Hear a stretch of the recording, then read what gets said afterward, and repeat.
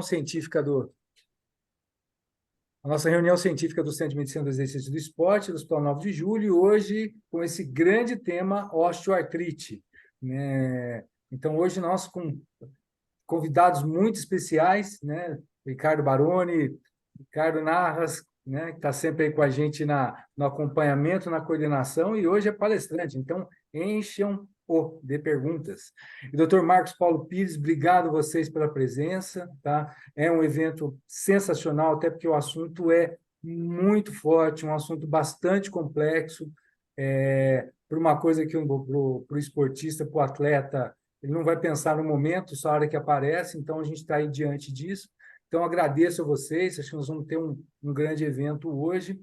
Queria agradecer também ao Hospital 9 de Julho, que nos oferece sempre esse espaço aí há 13 anos, né, que nós temos aí a nossa reunião de educação continuada, ao Das Educa, que hoje também é o grande sponsor do programa também, tá? E agradecer também ao Centro de Estudos aí com a Denise e com a Adriana, que estão aí como parceiras aí nossas da reunião há bastante tempo, nos ajudam bastante, nos suportam bastante.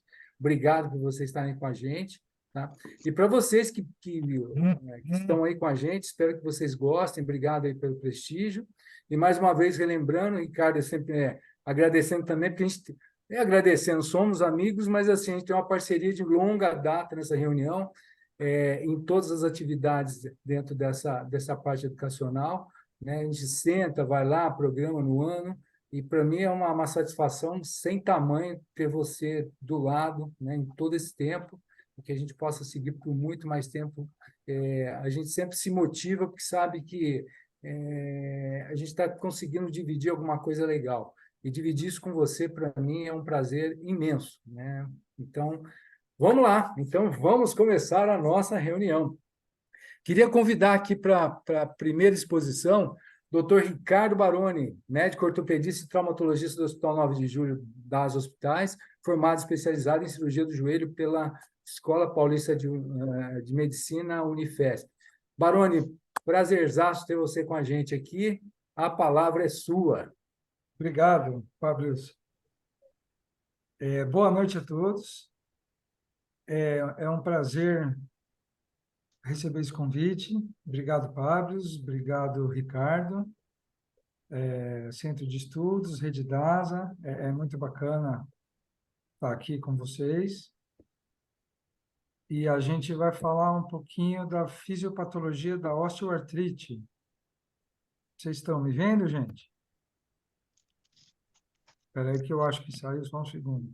Sim, só não compartilhou a tela ainda, doutor. Vamos lá.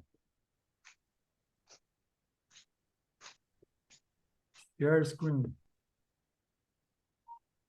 É isso, apareceu.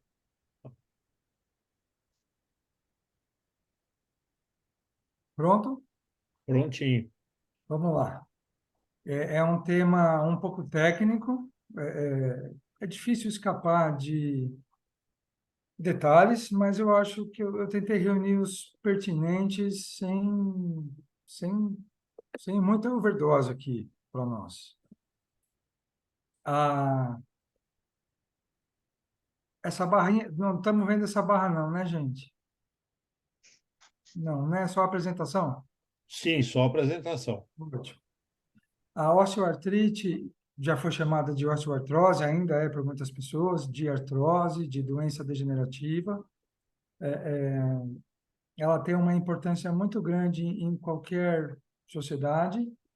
Para nós aqui, ela é a segunda doença em termos de auxílio do INSS, é a segunda em recorrência da solicitação do auxílio, é a quarta que determina a aposentadoria dos segurados, e em vários levantamentos que eu fiz, as pessoas são categóricas em afirmar que quase todo mundo acima de 60 anos vai ter um acometimento de alguma articulação, mesmo não tendo sintomas, né? Mas é presente nos exames, de acordo com a Sociedade Brasileira de Reumatologia.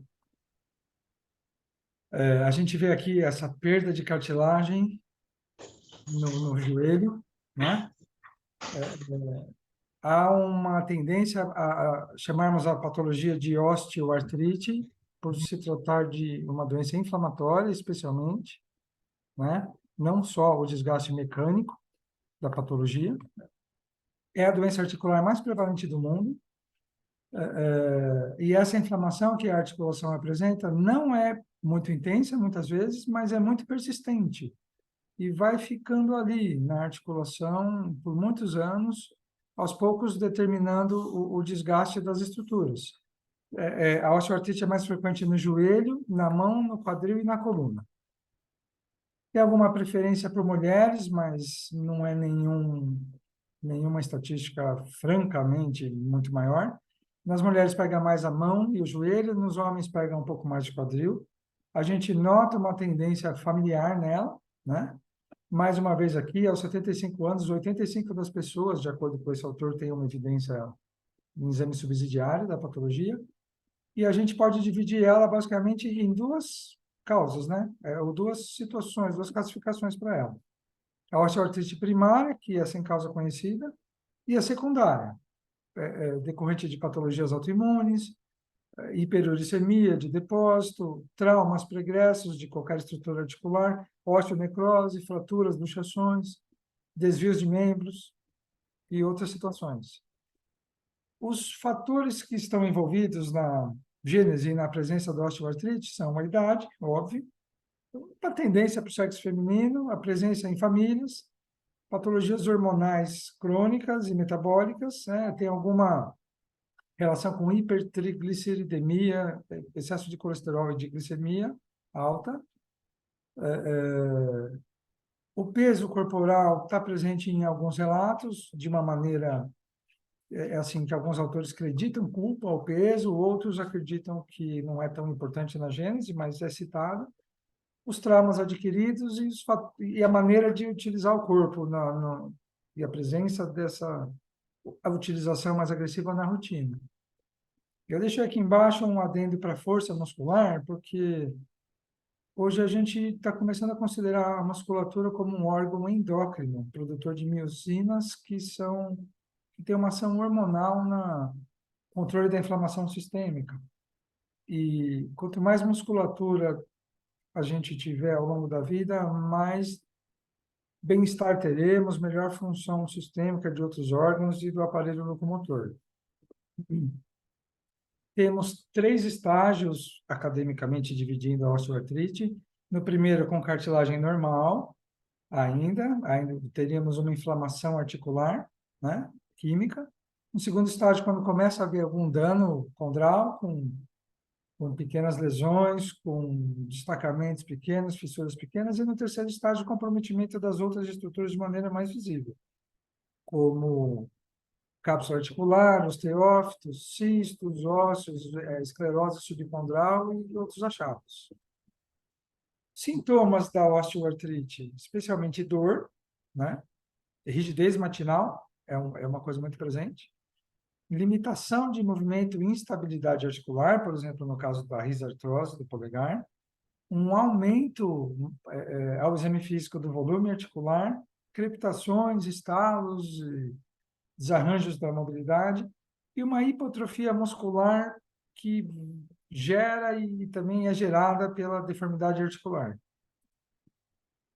Uma série de exames podem ser utilizados para a gente investigar e mensurar o momento inflamatório do nosso paciente. As provas clássicas de atividade inflamatória, que às vezes estão alteradas, mas muitas vezes não. Autoanticorpos, que são uma investigação obrigatória, né? Novos marcadores de metabolismo ósseo que a gente pode dosar no líquido sinovial, na urina e no sangue, mas que estão num estágio acadêmico ainda, mas já existe um olhar sobre ele, né? Podemos fazer análise do líquido sinovial com exames que temos já à disposição e os exames de imagem mais comuns para avaliar essa condição. Aqui a gente tem um exemplo acadêmico de uma articulação, tá? Ela é envolvida pela cápsula articular e na face interna da cápsula a gente tem a membrana sinovial que produz o líquido sinovial. Temos a cartilagem articular e a gente divide essa junta aqui. Nós vamos dar uma detalhadinha aqui na figura direita. onde a gente tem as epífises ósseas articulares, o osso subcondral, que tem um papel especial na articulação, a cartilagem articular, e aqui a gente pode ver um joelho com destaque, os meniscos foram retirados, a gente está vendo o cruzado anterior bem no centro, a gente tem um destaque aí para superfícies articulares, elas podem ser identificadas como material claro, um pouco transparente, um pouco a luz translúcido seria um termo melhor, não dá para perceber isso com o osso por trás, mas enfim, ela não é inervada e não é vascularizada, a cartilagem, certo? Então, a gente não acredita muitos sintomas diretos à lesão cartilaginosa. Ela funciona como uma esponja ou como um amortecedor, tá? A gente vê em cirurgias, por exemplo, quando a gente aperta a cartilagem do joelho, que é mais espessa, ela fica afundada por um tempo, que absorve esse choque e protege esse choque da extremidade, do osso subcondral. E ela vai levantando aos poucos, assim, né? Se a gente acelerasse um pouquinho o vídeo de uma artroscopia, daria para ver ela levantando. Ela protege o osso desses impactos, e essa estrutura toda é envolvida por menisco, por cápsula articular, por tendões, por musculatura. E quando a inflamação atinge esses tecidos que são inervados e vascularizados, a gente começa a perceber algum sintoma decorrente disso. O tecido, a gente vai entrar numa parte um pouco técnica, mas que eu acho que é o mínimo que vale a pena. O tecido cartilaginoso tem duas células, os condroblastos que vão produzindo cartilagem, que ficam na base, à direita aqui da figura, e vão produzindo a cartilagem e vão evoluindo, vão ficando sepultos pela cartilagem e vão virando condrócitos, né? E à medida que eles vão virando condrócitos, eles se tornam um pouco mais cuidadores, num nível muito mais lento da cartilagem que os doutores. E a cartilagem é composta por glicosaminoglicanos, o ácido hialurônico é o mais conhecido, proteoglicanos e as glicoproteínas. Os glicosaminoglicanos, tirando o ácido hialurônico e as proteoglicanas, têm a capacidade de absorver água, né? Que é uma composição que favorece muito a absorção dos choques. Então, aqui, ao contrário, agora, de cima para baixo, a gente tem a evolução do condroblasto para o condrócito e para o grupo isógeno, que é a união de vários condrócitos, e eles vão amadurecendo e sendo circundados pelo material produzido por eles. Essa é uma estrutura microscópica. A gente vê o ácido hialurônico no centro dessa árvore, do qual saem os galhos de proteoglicanos, onde a água fica difundida, né? Chama água de solvatação. Essa é toda a mágica mecânica da cartilagem, ligada por muitas outras moléculas. E aqui à direita é um esquema para tentar a gente fazer um resumo de tudo que existe. Aqui embaixo na figura, na parte circular, a gente vê que os proteoglicanos e o ácido hialurônico e a glicosamina e a condroitina estão envolvidas, embebidas no colágeno tipo 2, formando aí um mix de toda essa composição. Quando a gente avalia a posição espacial dessas fibras, especialmente do colágeno, a gente vê que acima, na superfície articular, as moléculas estão mais deitadas, favorecendo o escorregamento entre elas. Descendo em direção ao osso esponjoso, ou cancellous, que está lá embaixo, a gente tem uma deposição transicional dessas moléculas, e embaixo, na camada profunda, deep, a gente tem um posicionamento vertical, vamos chamar assim, em relação à superfície da articulação, dessas moléculas, o que torna a cartilagem resistente à pressão. Então, essa distribuição, ela acaba oferecendo várias vantagens diferentes em relação às camadas, né? E a gente tem que ter em mente que a camada tangencial ou superficial, é extremamente importante na proteção das outras. Então, à medida que a gente vai tendo uma lesão da camada superficial, as outras não são tão preparadas para resistir ao escorregamento. Então, meio que o ritmo de lesão vai se acelerando. Aqui a gente tem uma explicação para a disposição dessas camadas, que eu já mencionei, certo?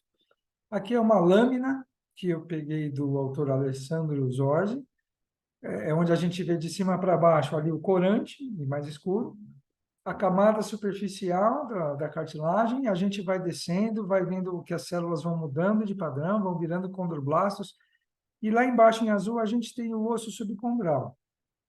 Percebam como essa interdigitação entre osso subcondral e a camada profunda da cartilagem favorece o intricamento de toda a parte cartilaginosa, onde lá em cima a gente quer que o escorregamento seja uma propriedade interessante, mas a gente quer que lá embaixo, além de resistir à pressão vertical, axial, que ela fique presa ao osso, né? Para que tenha uma durabilidade ao longo de toda a vida. O ácido hialurônico é sempre uma vedete quando se trata de articulação, né? Mas ele divide, vamos lá, ele é produzido pelo nosso corpo, pelos condrócitos e por algumas bactérias que são a fonte da medicação, tirando a medicação natural extraída da ave.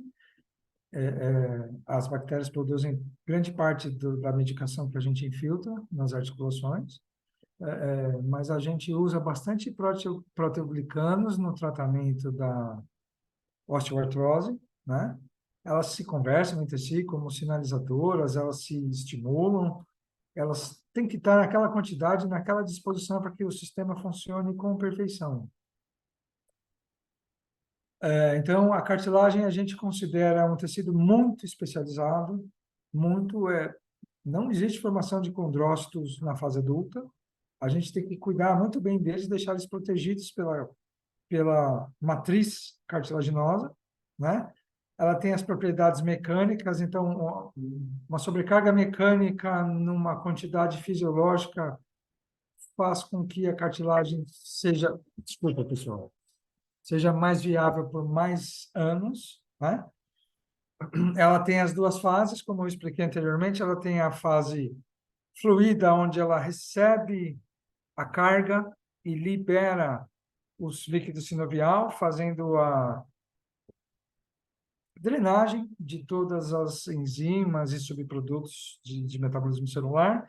Depois ela vai levantando e vai recuperando um novo líquido com uma nova carga proteica, enzimática, energética para manter a sua vitalidade, tá? O líquido sinovial é extremamente importante na riqueza dessas substâncias, nessas trocas de informações e de vitalidade, tá?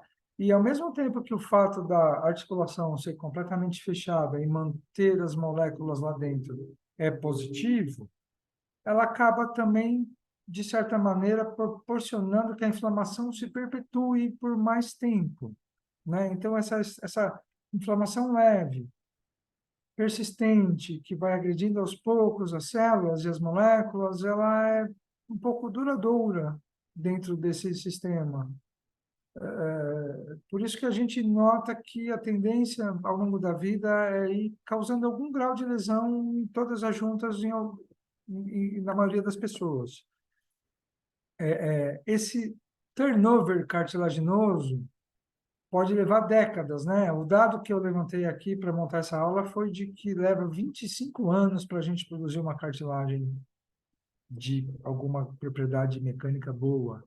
E em 25 anos, né, começando uma artrose com 40, 50, 60, você meio que perde o ritmo do seu desgaste. Então, o nosso principal bem articular me soa como sendo a integridade da camada tangencial das articulações. Essa é a nossa meta principal. Ela tem uma capacidade muito limitada de reparo, né? E se a gente analisar ao longo da vida esportiva, ela tem uma uma tolerância enorme ao uso que a gente a submete, né? Mas eu gostei dessa frase aqui, eu meio copiei ipsis literis. Ela manifesta uma incapacidade notável de cicatrização.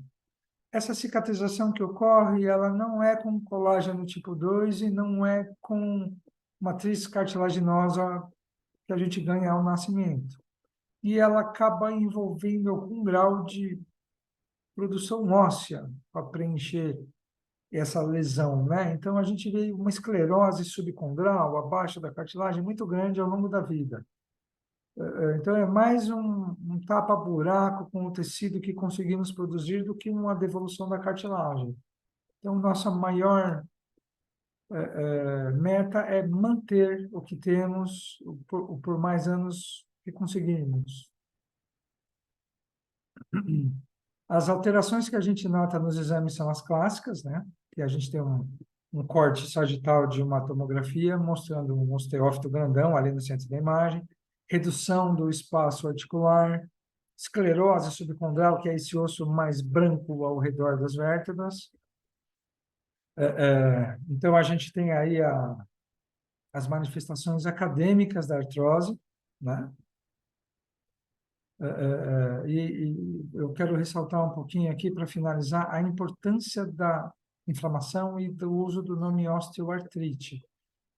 Os agentes oxidantes dos tecidos, eles promovem uma lesão da matriz, das moléculas, e uma lesão dos condrócitos, né?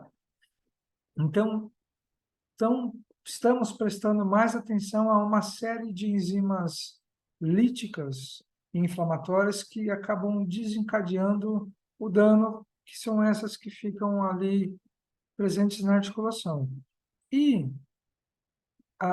uma das dúvidas é a participação da membrana sinovial, né, talvez na absorção sanguínea de metabólitos ruins e de enzimas geradas por inflamação pulmonar, de IPL, de alergia, quanto que isso acaba influenciando a membrana sinovial, que seria o fator inicial para lesar a cartilagem e todo esse sistema ficar se retroalimentando. Então, uma das coisas que eu pude agregar para a aula é de que começa-se a avaliar a importância da membrana sinovial através de ressonância, com 3, 4, 5, até 7 Teslas nessa avaliação. Então, a gente tem aí na figura do centro um destaque para a inflamação sinovial, que participa de algum jeito de todo esse processo, podendo assumir o local de gatilho para todas as outras alterações que ocorrem na cartilagem. Tá certo?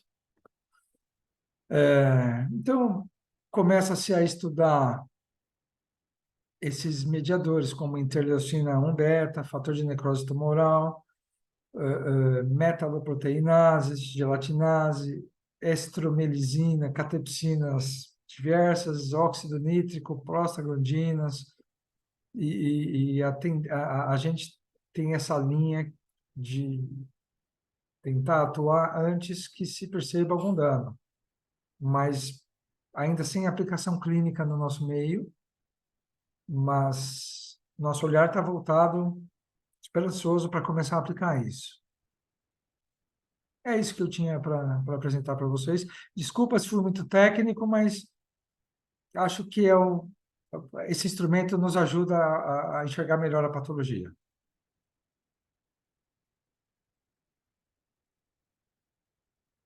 Fábio, você está sem som. Fábio, sem som. Pronto. Voltou ou não? Voltou. Desculpa, eu tinha desligado aqui. Baroni, parabéns. Acho que realmente pela passagem, mas você caracterizou muito bem. Eu acho que é importante a gente ter toda essa noção, até para a gente poder ter um olhar realmente real da osteoartrite. Obrigado mesmo, realmente adorei o modo de se apresentar. Ela é técnica, mas ela é importantíssima de ser vista. Tá, joia? Valeu mesmo. Agora vamos passar para o Dr. Ricardo Narras, que vai falar das osteoartrites e o esporte, né? Então, Ricardo, a tela, o palco são seus, né? Ricardo, eu preciso que você saia, descompartilhe a tela. Não, volta. É só a tela. Volta aqui. Você, você precisa descompartilhar a tela. Isso, beleza. É. Agora é minha vez aqui. Muito bom. Vixe, Maria.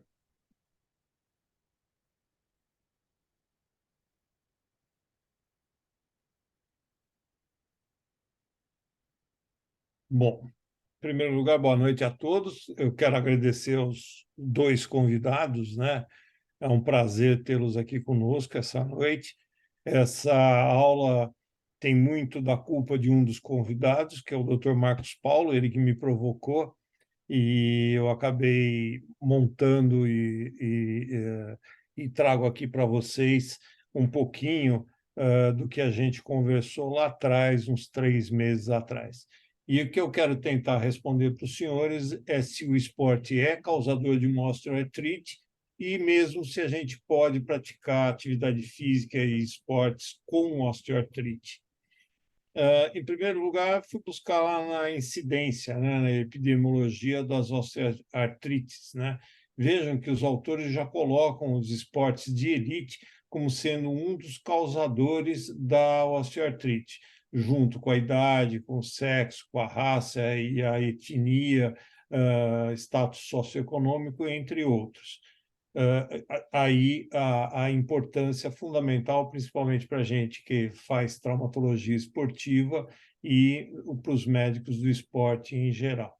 Esse estudo é um outro estudo bastante interessante que analisou 20.288 indivíduos e tentou fazer um jogo aí entre osteoartrite em atleta versus não atletas, né? Fizeram uma revisão sistemática e dentro desse tipo de estudo, que é chamado de PRISMA, encontraram 6.859 indivíduos com osteoartrose precoce e a relação entre essa precocidade, as lesões por esforços físicos repetitivos, o overuse, e as lesões correlatas ao esporte, as lesões ditas traumáticas, acidentais ou mesmo crônicas, que são os overuse. Notem que o autor ele chama atenção para a necessidade de se medir o eixo mecânico dos indivíduos que praticam atividade física e, muitas vezes, fazer incidências que a gente acaba usando, como a de Rosenberg, para próteses, mas incidências para buscar osteoartrites que parecem que não existem, mas existem sim, estão presentes na vida daquele atleta.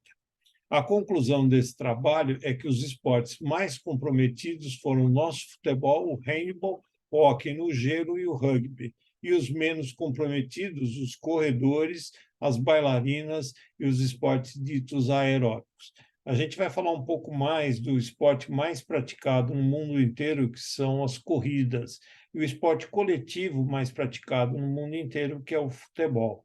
Ainda na associação entre esporte e osteoartrite, esse autor ele fez uma revisão sistemática e uma meta-análise com mais de 6.000 artigos, em que eles analisaram todas essas articulações colocadas à minha esquerda, à esquerda do quadro, do joelho até a mão, avaliar os esqueletos de uma maneira geral, então, indivíduos que tinham mais de um sítio de osteoartrose, quais esportes e quem era atleta e não atleta.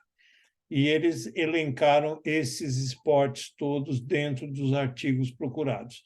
Eles chegaram à conclusão de que no quadril, o handball, a luta livre e o hóquei no gelo são os esportes que mais favoreceriam todas essas alterações que o Dr. Baroni falou, né? Fazendo com que a cartilagem sofra, não se recupere e acabe num processo inflamatório e degenerativo. Os esportes de alto impacto, de uma maneira geral, levam às osteoartrites do quadril. No joelho, a relação com sucessivas lesões foi o que eles mais encontraram como causa dessas osteoartrites.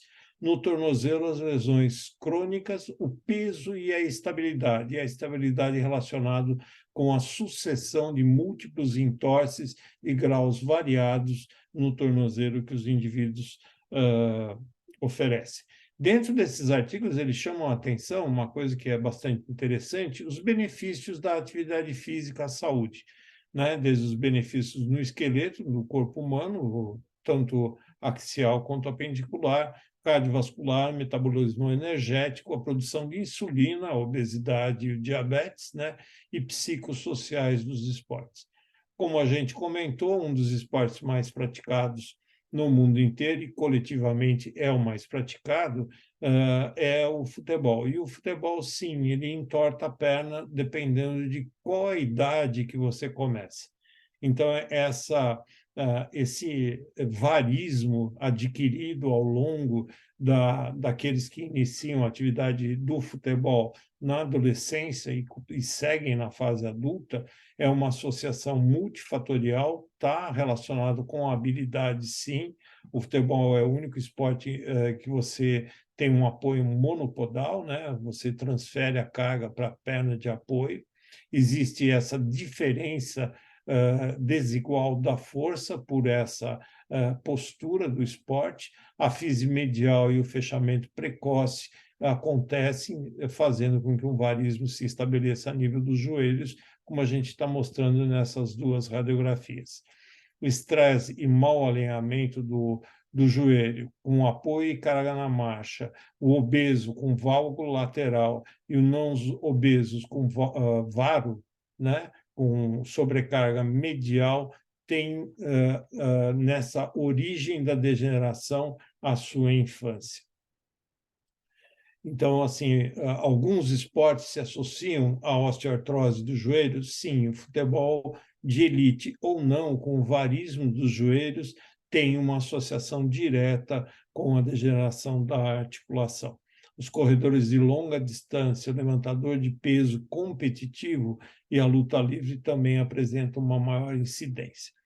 Esse artigo, publicado na Revista Brasileira de Ortopedia, de acesso livre, ele foi produzido na Santa Casa aqui de São Paulo, e eu trago sempre porque ele mostra uma visão diferente da gente avaliar como acontece a degeneração na articulação. Então, eles mediram o colágeno tipo 2 no sangue, nesses esportes elencados à esquerda, uma amostra de 69 mulheres, com uma idade média, uma idade entre 18 e 25 anos, um IMC de 22, ou seja, ninguém estava acima do seu peso para a faixa etária, e dosaram antes e depois das atividades. A conclusão é que no futebol de salão, na natação, no futebol de salão, perdão, existia uma maior quantidade desse colágeno tipo 2 no sangue. Na natação e nos esportes de baixo impacto, não. No alto impacto e esporte anaeróbico, sim, alta incidência. A gente acha que é uma linha de pesquisa bastante interessante e que deve receber um olhar mais apurado dos pesquisadores. Correr é uma outra atividade. Correr e risco de osteoartrose, né? Existe esse risco. A dose é importante para o desenvolvimento das osteoartrites, das osteoartroses degenerativas dos membros inferiores nos indivíduos corredores. Então, esse artigo de 2019, ele mostrou que existem osteoartrose, pelo menos sintomática, em uma articulação, em 10 a 12% da população menor de 65 anos. E os principais mecanismos são carga excessiva sobre uma cartilagem normal e carga normal sobre uma cartilagem anormal. As articulações mais atingidas, o quadril e o joelho, e as menos frequentes, tornozelo e pé. Lembrar que os fatores que são modificáveis e que interessam na atividade física e ao médico assistente são a obesidade, um IMC maior que 25, as alterações de varo, valgo, né, do eixo mecânico e funcional que os indivíduos apresentam, lesões musculoesqueléticas, participação em esportes e atividades ocupacionais do dia a dia. Lembrar que nem todos são atletas de alto rendimento e vivem do esporte, né? Não modificáveis, o meu xará já elencou todas, né? A idade principalmente, e as lesões traumáticas com história familiar de osteoartrose ou não. Sexo feminino e menopausa parecem ter uma incidência maior das osteoartrites dentro da atividade física e dos esportes. Lesões interarticulares principais que os autores descrevem são as lesões meniscais, com osteoartrose entre a tíbia e o fêmur, e a lesão do ligamento cruzado anterior, com osteoartrose patelofemoral. A recomendação dos autores é que, se você faz um esporte de alta intensidade, sua chance de ter osteoartrite é muito maior. Baixa intensidade, o estímulo do esporte não vai ser aproveitado pelo seu corpo. E moderada intensidade seria a atividade física mais recomendada. Nos corredores, né, as alterações músculo-esqueléticas, desde a densidade até as alterações na cartilagem, aparecem à medida que você vai correndo e aumentando a quantidade, o volume de treinamento semanal e mesmo o volume de competição. Vejam que aquilo que o Dr. Baroni chamou a atenção, o edema e função alterada, muitas vezes, depois de uma corrida, permanece durante 3 meses. E se os outros fatores se anunciarem para esse indivíduo, como essa foto, num indivíduo obeso e um valgismo, afastando os pés, com os joelhos se encontrando, distribuindo um valgo com maior obesidade e maior carga sobre essa articulação que já sofre. À direita, 2 radiografias de um escorregamento, uma epifisiólise, um escorregamento da cabeça femoral numa criança de 8 anos de idade que se queixava de dor e, mesmo assim, ela era obrigada a fazer educação física, correr junto, porque senão ela ia ser reprovada durante o ano. Tivemos que fixar as 2 cabeças femorais. Correr, teoricamente, não aumenta os sintomas e a progressão da osteoartrite. É isso que defende esse artigo, que é de acesso público, aí que a gente está deixando a referência para os senhores. Eles fizeram um levantamento com 1.203 participantes, com uma idade média de 63 anos, todos eles tinham um MC maior, né, e já tinham um quadro de osteoartrite instalado. Homens eram 45% dessa amostra e corredores 11%. Os corredores com osteoartrite tinham melhora dos sintomas com piora das radiografias. Então, ao raio-x havia uma progressão, mas na clínica não. E a intensidade do exercício era a escolha do corredor, como que ele se sentia mais à vontade perante o quadro álgico dele e as necessidades que ele tinha. A ocorrência dos sintomas, eles diminuíam a intensidade e diminuíam a duração. Então, o volume semanal diminuía da atividade de corrida. Os indivíduos também mostraram nesse artigo, bastante interessante, que a cadência angular na maneira de andar em indivíduos com osteoartrose, principalmente patelofemoral, e eles mediram em esteira, se eles alteravam essa maneira, a sintomatologia diminuía. Então, aumentar a cadência muda o ângulo e favorece a maneira de andar. E você também pode se adaptar dessa maneira à atividade que você escolheu. A conclusão é que não se deve desaconselhar a corrida para pacientes com osteoartrose, porque os benefícios seriam maiores do que os malefícios. Chamar a atenção que agora as próteses elas vêm evoluindo, né? Os materiais já são melhores, a maneira que você tem de colocar e mesmo as substituições protéticas já favorecem você fazer uma prótese em indivíduos que já tem uma osteoartrose com sintomatologia, incapacidade no dia a dia, é aquele indivíduo que chega quase que pedindo para você trocar a articulação. E eu chamo a atenção do Andy Murray, ele era o 40º no ranking da ATP, 36 anos de idade, ele foi o número 1 em 2016 e colocou uma prótese em 2009. Ele colocou uma prótese que é uma que a gente chama de resurface, uma prótese parcial que só cobre a cabeça, as partes envolvidas na artrose. Então, no esporte, a gente tem que considerar o condicionamento físico, qual o tipo de esporte, a memória que o indivíduo tem. Então, não é porque ele coloca uma prótese, nunca jogou tênis, ele passa a jogar tênis. Não, ele precisa saber o gesto esportivo. Geralmente, a literatura aconselha que essas próteses sejam unicompartimentais. A recomendação, mesmo esporte, mesmo nível.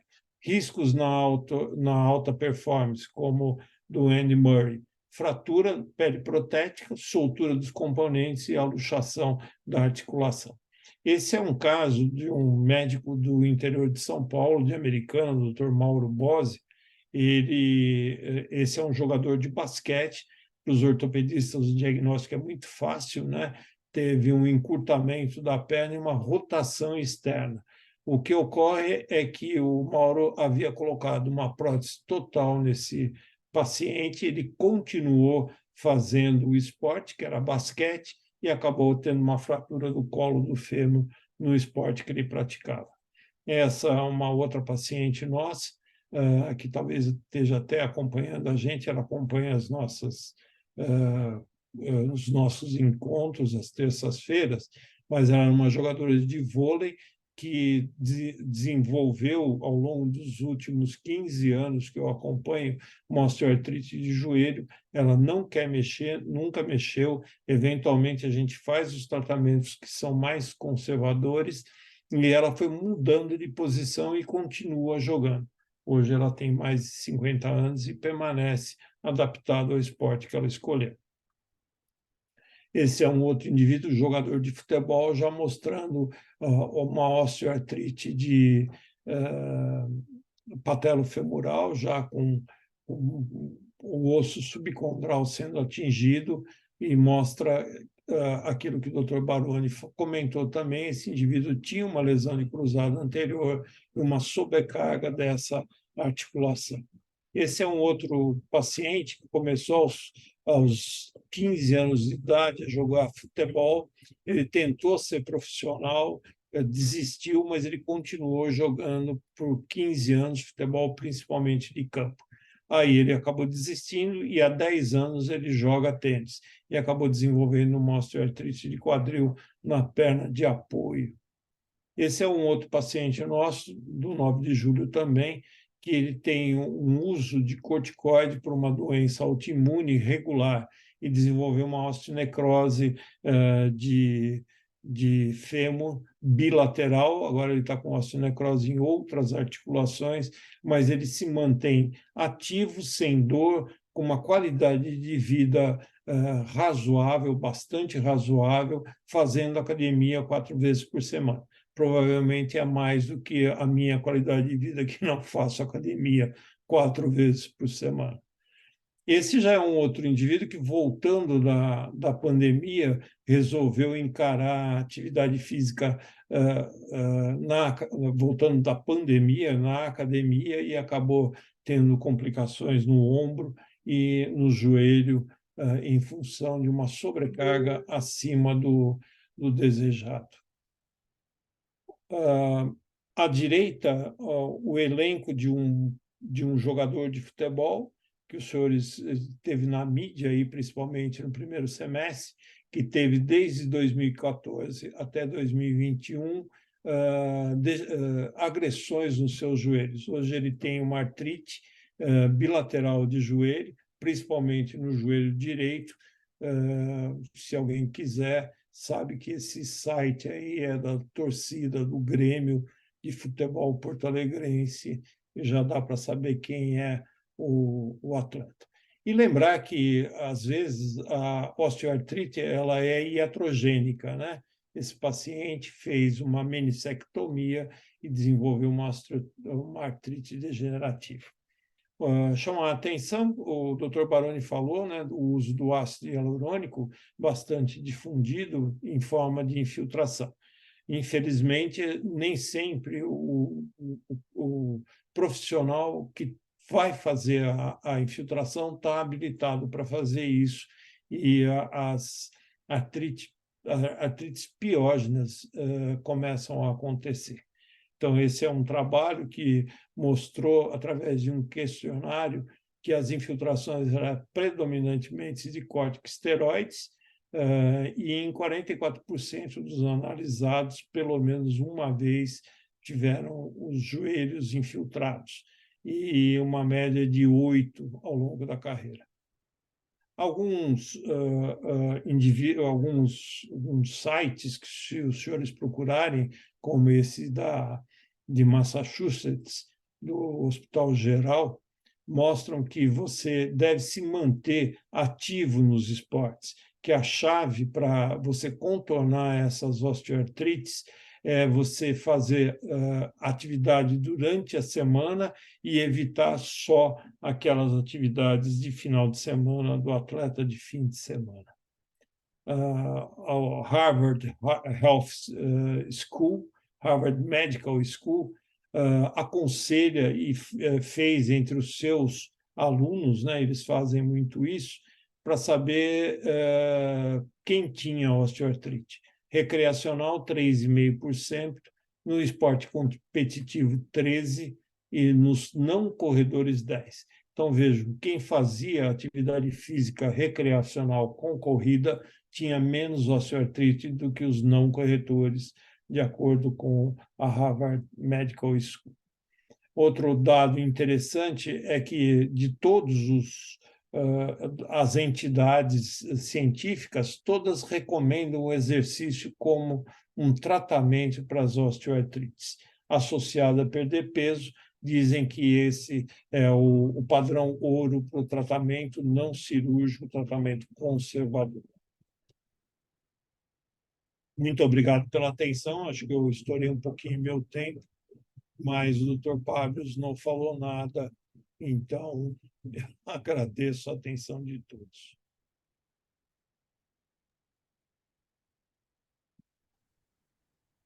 Obrigado, Ricardo.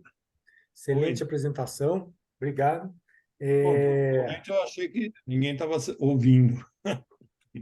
Não, agora eu entrei, né? Agora eu entrei certinho. Não, e até esticou um pouquinho, porque é legal também botar o contexto, né? Quem sou eu para falar não para você, né? Não, mas estou brincando. Mas obrigado, né? Grande apresentação, né? E agora vamos passar Marcos Paulo Pires, ortopedista, médico do esporte, e vai nos falar dos tratamentos não cirúrgicos, né? Os tratamentos conservadores para osteoartrite.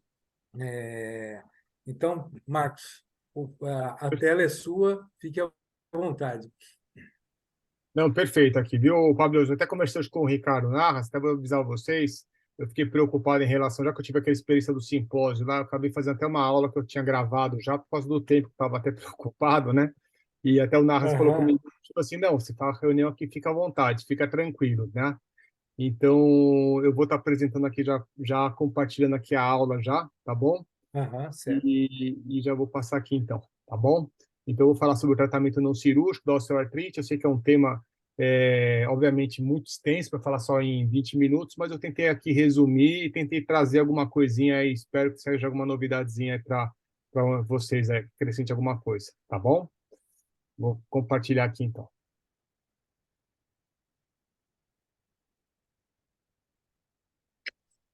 Olá a todos, gostaria de agradecer ao Dr. Narras pelo convite para apresentar o tema desse simpósio de medicina esportiva sobre tratamento não cirúrgico da osteoartrite. Meu nome é Marcos Paulo Pires, sou médico ortopedista do Hospital 9 de Julho e sou membro tenho um título de especialização em cirurgia de joelho, medicina esportiva e traumatologia esportiva. Então, o tema que eu vou falar é sobre o tratamento não cirúrgico da osteoartrite. A osteoartrite é a principal causa de incapacidade em adultos, caracterizada principalmente pela dor e progressiva limitação funcional. E os desafios são muito complexos em relação ao tratamento da osteoartrite, pois a osteoartrite vai muito além da degeneração da cartilagem articular, assim como o comprometimento dos ligamentos, meniscos, tecido ósseo, sinovial e toda a musculatura ao redor da articulação, levando uma atrofia muscular. São ao redor de 500 milhões de pessoas no mundo acometidas por essa doença e no Brasil um custo anual superior a 2 bilhões de dólares. Isso é claro, custos diretos e indiretos relacionados com a doença. E a importância dessa doença é que cada vez ela está relacionada com o aumento da faixa etária e a gente observa um aumento da expectativa de vida ao longo de toda a população ao redor do mundo. E, obviamente, assim, com o aumento da expectativa de vida, também aumenta o número de pessoas que buscam a atividade física, o esporte, para melhorar a sua qualidade de vida, E para conhecer também em relação qual que é o tratamento e como vou direcionar o tratamento, é importante também conhecer quais são as atividades físicas mais frequentes. A corrida, por exemplo, é uma das atividades esportivas mais populares e acessíveis, apreciadas por pessoas em todo o mundo, e tem se tornado cada vez mais popular nas últimas décadas. E quando a gente fala de corrida, a gente fala corrida como ela propriamente dita, como também está relacionado com todos os outros esportes, que é o futebol, o basquete, o handebol, e todas essas atividades que exigem a gente estar correndo, ou outras atividades que exigem da corrida também como fosse um preparo físico. E avaliando a corrida, tanto nos atletas de elite como nos atletas que não são de elite, demonstra que as principais lesões estão nos membros inferiores, e principalmente na articulação do joelho. Com base nisso, a gente consegue entender melhor e consegue direcionar quais são os nossos tratamentos, os nossos estudos para avaliar os resultados. Esse paciente, por exemplo, é um paciente do sexo masculino, com 72 anos de idade e com uma dor no joelho. Se a gente observar a radiografia e ressonância, já vai observar que tem um joelho em varo, tem uma extrusão do menisco, uma alteração do osso subcondral e faltando cartilagem ali no côndilo medial, tá com uma área com ausência de cartilagem. Esse paciente, de repente, no passado, seria um paciente que você trataria com uma artroplastia, o paciente deixaria de fazer sua atividade física. É o que não acontece hoje em dia. Esse outro paciente já foi submetido a um realinhamento do joelho, está com o eixo mecânico já corrigido, porém apresenta uma osteoartrite tricompartimental e não quer parar de joga tênis quase diariamente, ele tem 63 anos de idade, é um paciente do sexo masculino.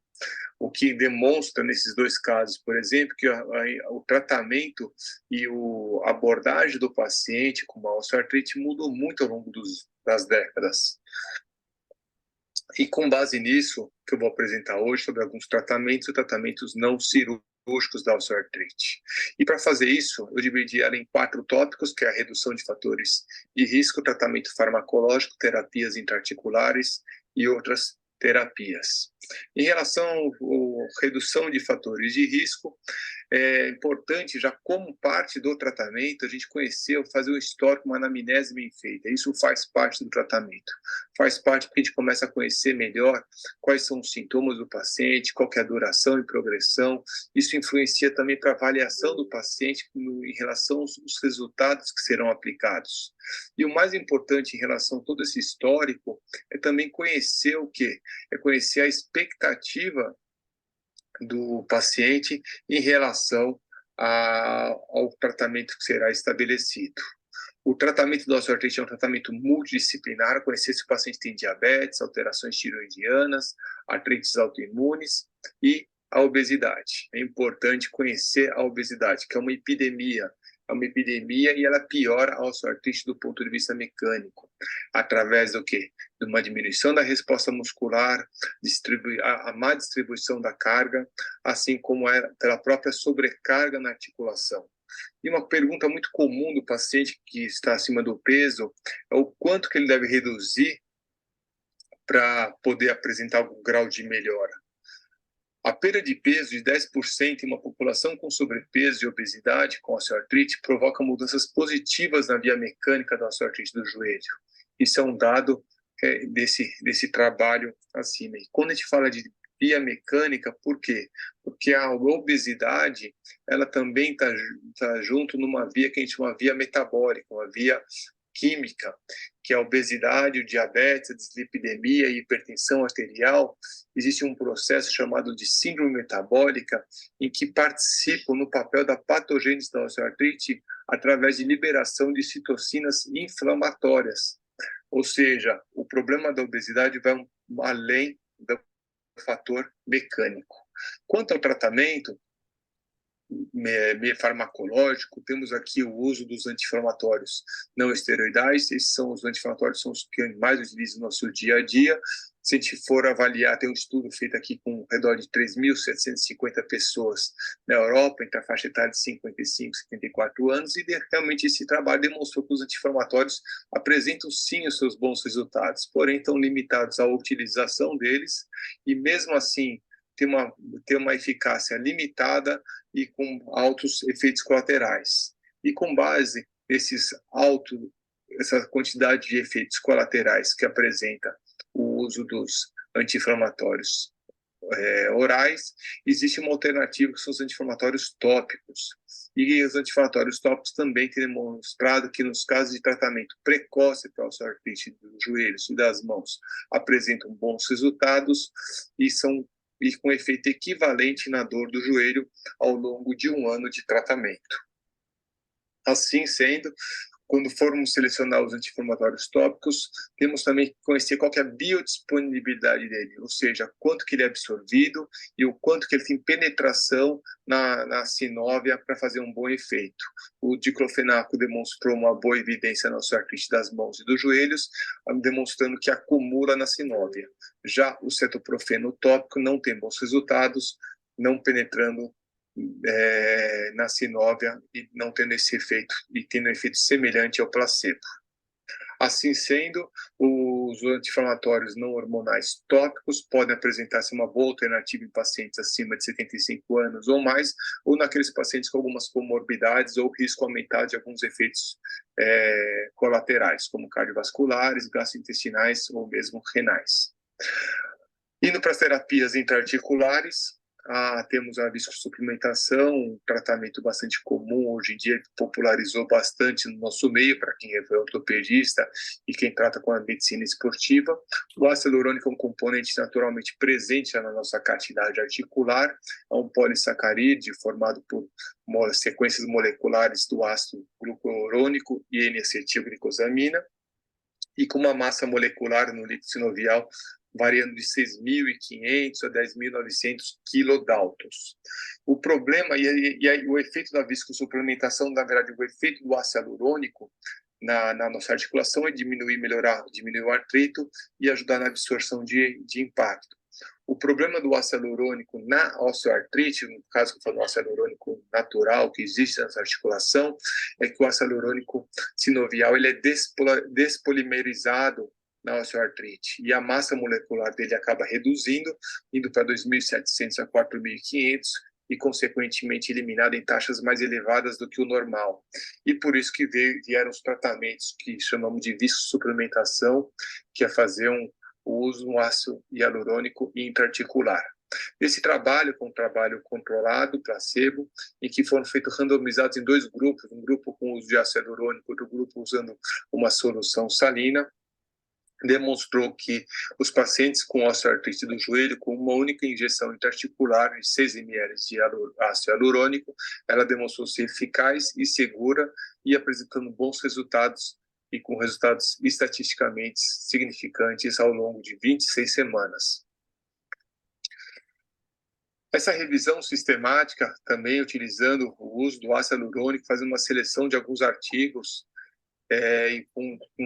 sendo que esses artigos, desde que eles tivessem um acompanhamento mínimo de 4 semanas e com mínimo de 30 pacientes por subgrupo de tratamento, através dessa seleção de artigos, chegaram a 19 artigos dentro dos critérios de inclusão, com ao redor de 4.485 pacientes incluídos na análise. E o benefício para o paciente do que usa o ácido hialurônico intraarticular não foi clinicamente relevante quando comparado com injeções de solução salina intraarticular, usadas como placebo. As preparações também do ácido hialurônico quanto ao peso molecular não alteraram os resultados das análises. Outra meta-análise, também uma revisão sistemática e meta-análise de 2022, tá? Em que são 2 revisores que extraíram independentemente os dados relevantes e avaliaram o risco de viés de ensaios clínicos, utilizando a ferramenta de risco de viés de Cochrane, e foi feita uma análise em que ensaios apenas grandes e controlados, com mais de 100 participantes por grupo. Nesse estudo também, a viscosuplementação leva uma pequena redução na dor da osteoartrite do joelho em comparação com o placebo, e não apoia o uso amplo de viscosuplementação no tratamento da osteoartrite do joelho. É claro que não estamos falando aqui que o ácido hialurônico não é uma boa opção, não deixa de ser útil no tratamento da osteoartrite, mas o que a gente chama aqui a atenção através desses artigos, não só em relação a sermos bastante criteriosos na indicação dessa terapia, assim como buscar outras alternativas além da viscosuplementação. E o que temos de outras alternativas na viscosuplementação? Infelizmente, aqui no Brasil, ainda não tem uma liberação pelo Conselho Federal de Medicina, porém, o uso da plasma rico em plaquetas e a comparação com o uso do ácido hialurônico no tratamento da osteoartrite, num acompanhamento de 12 meses, através de ensaios clínicos controlados e randomizados, demonstrou que o uso do PRP pareceu ser mais eficaz que o uso do ácido hialurônico, com uma recuperação, uma melhora tanto a curto prazo como a longo prazo.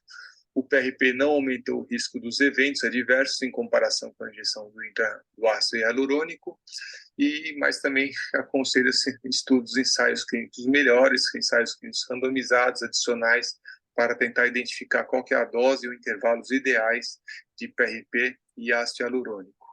Esse é um outro estudo de 2023, em que foram avaliados vários trabalhos, vários artigos, mas avaliando em relação à eficácia das células mesenquimais intraarticulares, no caso, as células mesenquimais derivadas da medula óssea, no caso também um BMEC, que é a concentração da medula óssea, células mesenquimais derivados da gordura, e também foi feita avaliações de alguns estudos relacionados à injeção de células mesenquimais versus cirurgia com a injeção de células mesenquimais associados. E a conclusão desse estudo foi que a injeção intraarticular de células mesenquimais pode melhorar a função e aliviar a dor em pacientes com osteoartrite do joelho. As células mesenquimais, independente da sua fonte, têm um impacto positivo na regeneração dos tecidos. Os pacientes jovens, aqueles com osteoartrite nos estágios iniciais, foram que se apresentaram melhores resultados, e destaca a importância também da combinação com outros agentes, como o próprio ácido hialurônico ou plasma rico em plaquetas. Porém, mais estudos para entender o mecanismo dessas aplicações. Em relação às outras terapias, eu vou destacar aqui as terapias de ondas de choque, que ela pode apresentar uma melhora funcional da dor e uma melhora da função, demonstrando em alguns modelos animais e alguns ensaios clínicos. A teoria para a melhora, o efeito da terapia de ondas de choque através da modulação de citocinas no local e através da sua ação no osso subcondral, regulando a inflamação. Os braces e a órtese também fazem parte do tratamento não cirúrgico da osteoartrite. Uma revisão da Cochrane, da Cochrane demonstrou, tendo o objetivo de avaliar os benefícios e danos das órteses e suportes para os pacientes com osteoartrite. Foram avaliados 13 estudos, ao redor de 1.356 pacientes com osteoartrite do joelho em estágios iniciais, aos pacientes graves, seja grau 1 ao grau 4, em que foi feito o uso de órteses de joelho, palmilhas, com diversas inclinações, inclusive com sapato de rigidez variável. A escolha ideal de uma órtese ainda não está clara e faltam informações sobre implicações a longo prazo. É claro que quando a gente fala de uso de órteses e palmilhas, estamos falando, aí temos que diferenciar dois tipos de osteoartrite, que é a osteoartrite tíbio-femoral e a osteoartrite patelo-femoral. Elas têm resultados que podem apresentar de uma maneira diferente, inclusive as órteses acabam tendo mecanismos diferentes também. E por esse motivo estou apresentando esse trabalho também, que é um trabalho de uso de órteses focando a articulação patelo-femoral, e o objetivo de uma órtese no joelho, na verdade, é o quê? Melhorar a dor e a função.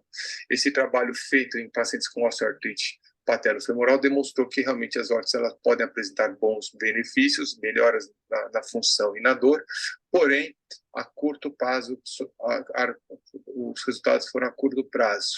E os mecanismos postulados para o alívio da dor estão relacionados com o alinhamento da articulação.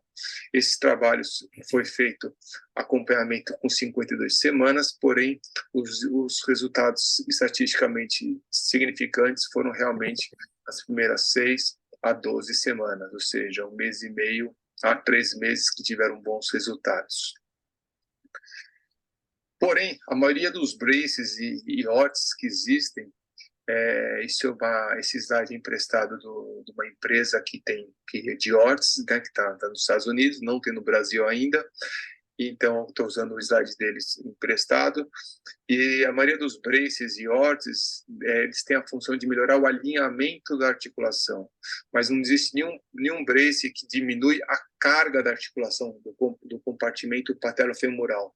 E é o que a gente sabe que é importante na articulação patelo-femoral, e o que a gente acredita teoricamente que o benefício é o quê? Tentar diminuir a sobrecarga da articulação, porque se a gente está com uma artrose, está com desgaste naquela articulação, se aumentar a sobrecarga naquela região, vai aumentar a dor também, tá? Aqui é uma tabela aqui do lado, demonstrando qual que é a carga que a gente tem na articulação patelo-femoral, de acordo com a porcentagem do peso, quando a gente está andando de bicicleta, andando, caminhando, subindo escada, descendo escada ou correndo, tá? E com base nisso, essa empresa, através de um sistema em que ele é feito, inclusive, customizado, é feito um scanner do joelho do paciente, através disso encaminhado para a empresa, e através desse scanner, ele é projetado o tamanho de acordo com o tamanho da coxa, da perna, e um mecanismo que podemos regular a força aqui está demonstrando aqui, ó, fazendo a regulagem da força que eu quero que a órtese contribua para o quadríceps, eu posso regular, ela melhora o quê? Ela diminui a sobrecarga dessa articulação. Foi feito um estudo ao redor de 157 pacientes e demonstrou que esse tipo de órtese que diminui a sobrecarga da articulação patelo-femoral, diminui a dor do paciente, diminui o uso de medicação, atrasa o tratamento cirúrgico e melhora a qualidade de vida do paciente, retornando ele à atividade física. Concluindo, a osteoartrite é uma doença com perda funcional, com impacto nas atividades esportivas, influencia também na qualidade de vida do paciente. O tratamento tem que ser um tratamento multidisciplinar e novas terapias como PRP, células-tronco, elas têm que melhorar os estudos e acredito que elas podem ter um benefício muito grande no tratamento dessa doença, assim como as novas tecnologias, elas vêm para agregar e para auxiliar na indicação do tratamento. É importante que a gente sempre mantenha a mente sempre aberta para as novas tecnologias, porque aí vamos atingir o melhor tratamento e buscar uma qualidade de vida melhor para os nossos pacientes. A mente que se abre a uma nova ideia jamais voltará ao seu tamanho original. Isso foi escrito apesar de alguns lugares estarem vinculado essa mensagem ao Albert Einstein. Quem escreveu essa mensagem foi um médico e poeta chamado Oliver Wendell Holmes.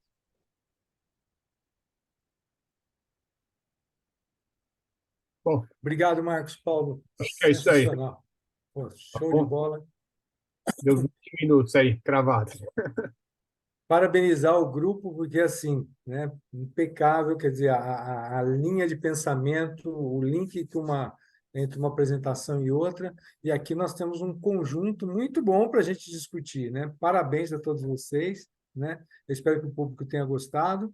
E agora vamos pensar um pouquinho agora no nosso debate, né? Perguntas que possam vir agora do nosso público, né? E a gente possa levantar aí as dúvidas, né? Dúvidas são bastantes, né? Até porque o assunto é bastante complexo. Eu vou começar aqui até para dar uma esticada, ou pelo menos uma estimulada no grupo. Então, apesar de terem colocado várias situações, terem falado da cartilagem em si, ter falado disso no esporte e dos tratamentos, nós somos fadados a ter artrose, certo? Quer dizer, todo o trabalho que a gente faz em relação a ela, a prevenção, é para que ela possa se estender, ou possa se manifestar mais tarde, e a nossa qualidade possa ser maior. É isso mesmo? É daí que a gente tem que pensar. Eu estou jogando esse raciocínio porque nós vamos pensar no esporte e vamos pensar no nosso dia a dia, na mobilização comum. Podemos pensar isso mesmo, quer dizer, a artrose é uma coisa que não vai nos deixar, e tudo que a gente puder fazer para que ela demore mais vai ser bem-vinda.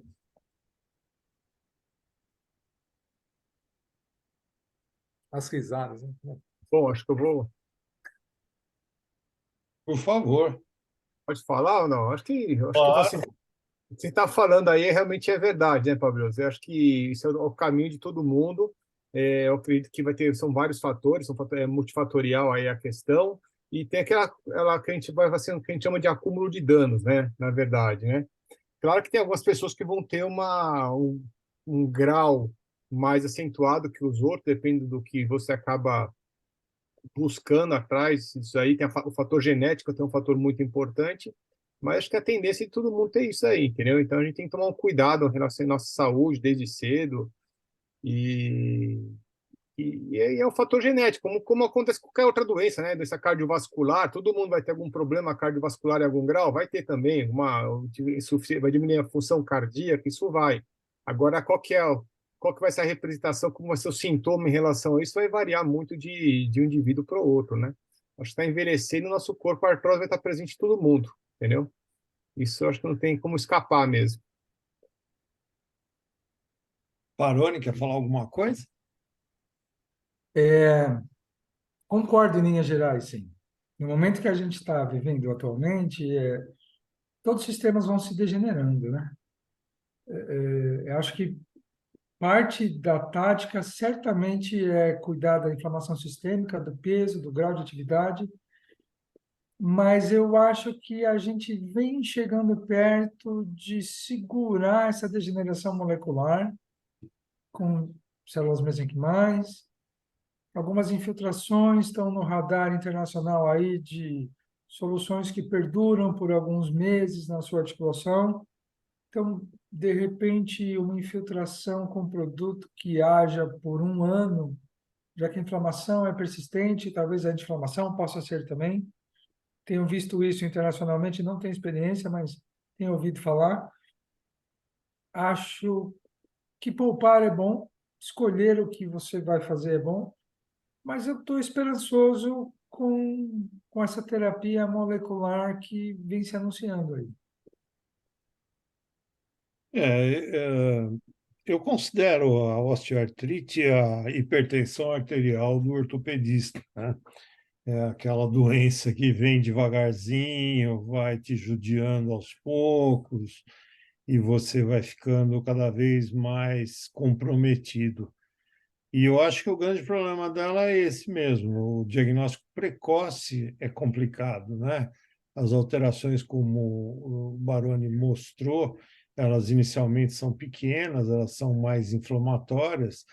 E um dos artigos que eu estava lendo aí fala em 3 meses de recuperação de uma cartilagem, e a gente sabe que a agressão mecânica ela vem, né, principalmente quando as pessoas estão se formando, né, que é durante a adolescência, o adulto jovem, a criança, e a prática cada vez mais precoce de esportes de alto rendimento com especialização. O Gilberto Carazato, ele falava que qualquer dia ia ter competição de chupetinha, né? A competição começaria no berçário já, entre atletas. Então, as coisas no mundo, elas aceleram. E tem um detalhe, né? Falando da atividade física esportiva, a gente sabe de muitos ex-atletas de alto rendimento, campeões de Copa do Mundo, tudo isso que já tem prótese, né? São as mais as próteses de quadril, de joelho. Então, o esporte de alto rendimento ele cobra o seu preço. Acho que ele vai cobrar num determinado momento. Não sou tão otimista quanto o meu xará. Eu acho que as degenerações elas vão vão acontecer e como a população vai envelhecendo, cada vez mais a osteoartrite vai estar presente aí, mas em função do diagnóstico não tão precoce do estilo de vida que as pessoas levam. Maravilha. Então, Temos uma questão. só completando uma coisa aí, Pablo, que eu faço uma comparação sempre, que assim, na verdade, isso aí é o osteoartrite como se fosse uma estrada que a gente está caminhando com o nosso carro e não pode parar, entendeu? Quando a gente vai chegar lá, o que a gente consegue fazer, talvez, é reduzir a velocidade ou pôr o pé no acelerador. Eu acho que é isso, mas falar que a gente vai parar com isso daí, não existe, não. Eu acredito que não vai acontecer, não. Uhum. Daqui a pouco até a gente volta em mais uma coisinha, depois é uma pergunta. Aqui o Marinho. Marinho, obrigado aí pela sua presença. Ele traz aqui uma pergunta. O assunto é bem amplo, mas vocês acreditam que as pessoas são negligentes em relação à perda da função articular por falta de informações? Por exemplo, cuidar de manter o equilíbrio muscular o quanto antes podem ser minimizadas ou até mesmo eliminada a presença da osteoartrose, quer dizer, a informação pode ser digamos, uma grande via para que isso possa ser evitado. Fala-se pouco disso, quer dizer, eu tentando emendar um pouquinho aqui nessa questão colocada. Marinho, obrigado aí pela questão. O Marinho ele recebe um paciente já, né, nessa necessidade, né? Nós recebemos o paciente um pouquinho antes. Então, são aquelas pessoas que têm obesidade grau 1, grau 2, que têm dor no joelho e acham que a dor no joelho vai se resolver com uma infiltração ou com remédio ou essa atividade. Então, assim, é fundamental que você faça o equilíbrio agonista-antagonista, né? E que você não judie tanto assim da sua articulação, que pode estar comprometida e começar a degenerar. Mas é multifatorial, Marinho, e não adianta você colocar o cara fazendo cadeira extensora para joelho e flexora se ele tem obesidade grau 1, grau 2, acha que pode correr, como a gente já viu, tem um paciente que procura a gente para correr os 15 quilômetros da São Silvestre em obesidade grau 1. Então, e também a gente luta contra, né, como o Marcos Paulo falou, a obesidade é um fator decisivo aí, né, mas a gente luta muito contra a mídia, né? Então, a mídia acha que você pode conviver com a obesidade. E a gente sabe que você pode conviver com a obesidade até um certo ponto, mas que ela começa a se tornar uma epidemia, uma doença, a partir de um determinado ponto, e você tem que voltar para trás, né? Perder peso. Não tem muito outra saída. Mas o equilíbrio muscular é fundamental, né? Não só daquela articulação comprometida, mas como de todo o corpo, na minha opinião. Eu vou colocar uma... Por favor, Marcos. Não, pode falar, Pablo. Não, pode estender aqui. Eu ia puxar do assunto anterior, mas por um outro lado aqui. Não, porque na verdade o Narras falou tudo aí, mas assim, acho que tem os dois lados. Talvez essa questão de informação está mudando um pouquinho, né, hoje em dia, né, em relação até a gente vê o conhecimento não só dos médicos, como orientação e tudo mais, mas também tem outro lado também no próprio paciente, que não o Narras falou, né? A gente pega um paciente, a gente tenta, ele não consegue enxergar no espelho, né? A gente vê que a musculatura dele está fraca, está acima do peso. Hoje eu tive um caso disso aí, um paciente acabou de vir de Portugal, não é nem obesidade grau 1, acho que grau 2, 3, e ele falando assim, não, eu estava correndo normal, mas como assim meu joelho está ruim? Fui examinar ele sem quadríceps nenhum, acima do peso, entendeu? E com uma osteoartrite do joelho, entendeu? Acho que a gente, por mais que te explica, fala, conversa, parece que não consegue assimilar que tem isso daí também, entendeu? A gente, informação a gente dá, explica com calma, às vezes não acaba não absorvendo também. Beleza, o Marinho até, inclusive, estende aqui, Ricardo, para você aqui, não só os músculos agonistas e antagonistas, mas também os profundos e estabilizadores. O que você acha disso? Ó, o meu xará até deu uma risadinha, eu acho que é para ele, hein? Então, vai lá. Olha, não tem por que escolher, eu acho, né? É, todos eles são importantes. O cuidar do seu centro de gravidade durante a sua atividade é importante. Cuidar da condição de repetir aquilo por muitos minutos é importante. Cuidar do seu peso é importante. Eu sou sensível à colocação dele. Eu acho que se as pessoas fossem estimuladas a administrar tudo, né? Biologicamente, tirando casos fortuitos de o destino, há uma, provavelmente na curva de Gauss mais pessoas teriam sistemas funcionando por mais anos. Agora, nós estamos vivendo isso, né? A gente assistia na televisão recomendar caminhar, né? Era meio impensado para uma pessoa de 80 anos, nos anos 80, assim, a grosso modo, né? Ir para academia, eles achavam estranho. Então, é progressivo esse conhecimento. Eu acho que tem que cuidar de tudo, tem que administrar, tem que partir de você, talvez, a percepção que haja um ganho em cima de um cuidado que a gente colabora, estimula, mas estamos vivendo isso, acredito, né? Então, eu sou sensível a esse tema, sim. E, Marinho, você fala que a consequência é a perda de peso. Perder peso não é só atividade física, não, né? É bem multifatorial aí. A gente sabe que se não fechar a boca não tem como. E se não tiver uma reeducação da sua vida, né? Aquela visão mais holística que tanto se falava um tempo atrás, agora já não está mais na moda, ela faz perder peso, mas só a atividade física perde, mas não perde tanto, não. Ela estimula, facilita, deixa você mais saudável, mas não adianta só fazer exercício. E a gente vê, assim, pelo menos em consultório, pessoas que começam com a atividade física, como o Xará falou, vai andar, ou agora vão para uma academia.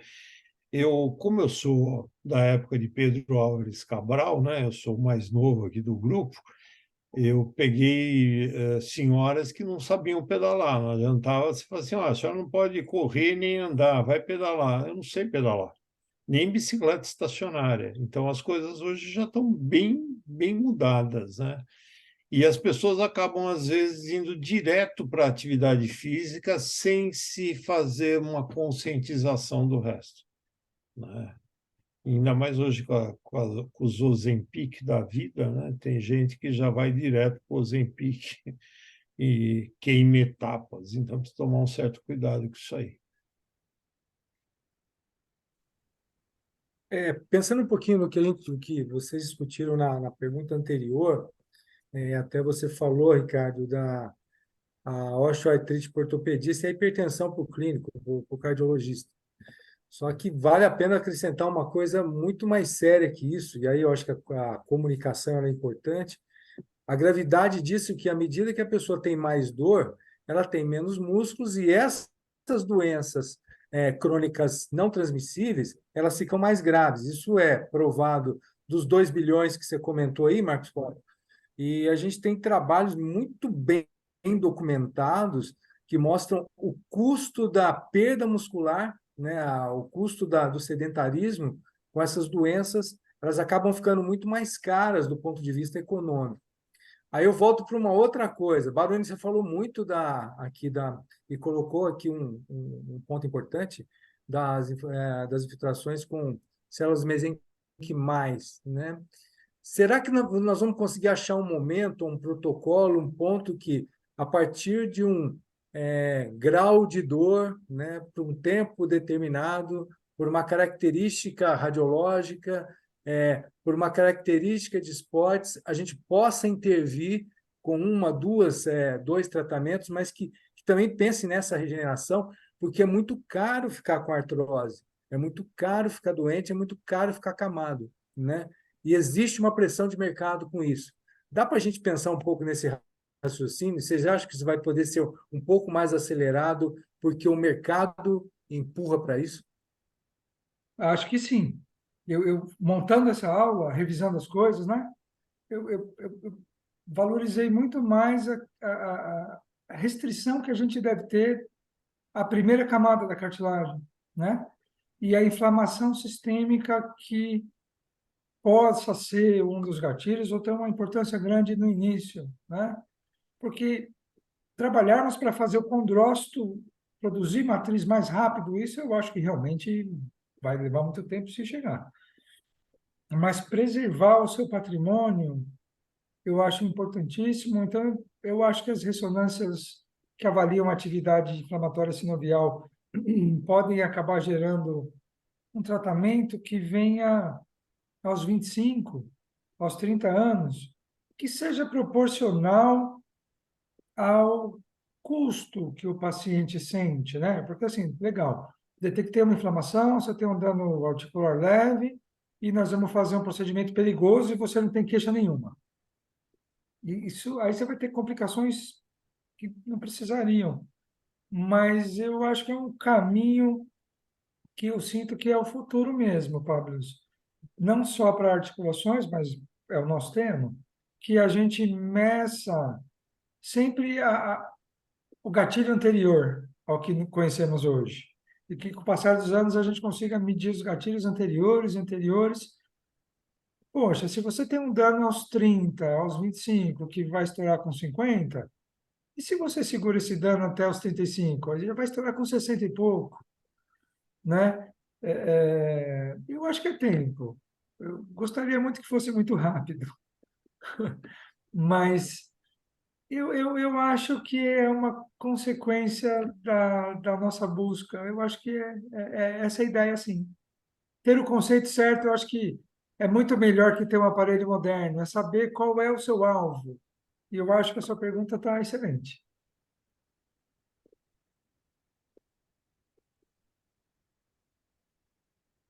Pô, até o Marina colocou aqui, né, da turma que quer emagrecer, que ele acompanha lá, e querem subir escadas até o 20º andar, né? Então, isso infarta qualquer um de nós aqui de pensar, né? Eu Pior é subo esse. escada rolante até o 20º andar. Mas então, eu acho que de qualquer jeito, essas provocações que são importantes, porque é um assunto, né? Até a gente, de novo, agradece ao público que está aqui presente.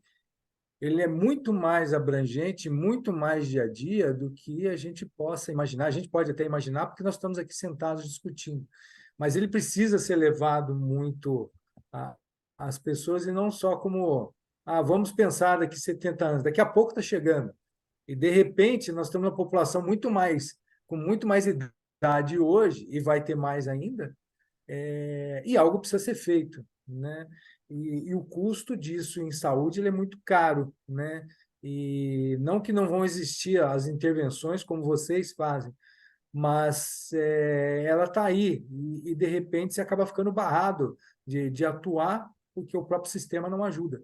Então, aproximar um pouco essa tecnologia, essa ciência dessa atuação prática, que não adianta, a gente apoia sobre a articulação, e isso não é pensado em períodos muito precoces disso, né? A gente que vê o esporte, é difícil ver, por exemplo, a Thaisa com aquele bracing jogando, uma jogadora sensacional, mas você fala assim, o que vai ser dela daqui a pouco ao que parar?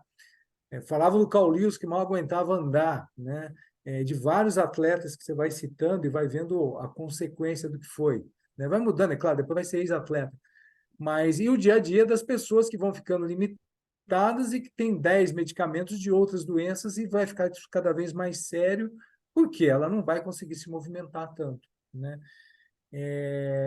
Então, eu acho que vale a pena sempre a provocação, e eu acho que a gente precisa chegar a essa informação, os retornos de investimento de um bom tratamento, e tentar procurar mais terapêuticas para que a gente possa intervir um pouco mais cedo, né? E, de repente, conseguir atenuar alguns casos. E a educação, como até foi aqui discussão com o Marinho, é chegar a informação para as pessoas que vão lá atuar, exercer, vão fazer exercício e perdem o limite porque acham que não vai acontecer com ele. Eu não sei, deixa eu ver se tem mais questões aqui. Eu tive um paciente, um jogador de futebol com varismo acentuado de joelho e dor, começando a desenvolver uma osteoartrite, e eu expliquei para ele como seria a evolução dessa osteoartrite. Aí ele olhou para mim e falou assim: doutor, com o dinheiro que eu vou ganhar, eu compro outro joelho, não se preocupe, não. Então, Pronto, né? você vê como é que as pessoas pensam. Então, e eu vou falar o quê? O senhor foi avisado. Bom, Tem, está dado o recado, né? ah, Bom, mais alguma questão? eu tenho uma questão Gente, para o algum doutor comentário? Marcos Paulo. Posso perguntar? Já Claro. que estou aqui, né? Agora eu posso fazer meu papel de coordenador. Então, onda de choque. A gente teve um período, né, com uma máquina lá no Hospital Ipiranga, e a gente fez um estudozinho com artrose pós-traumática, artrite de joelho pós-fratura de planalto tibial, né, lá no Hospital Ipiranga. E funcionou, né? Funcionou por um curto período de tempo. Fala um pouquinho para a gente, já que a gente tem um certo tempo, sobre a onda de choque.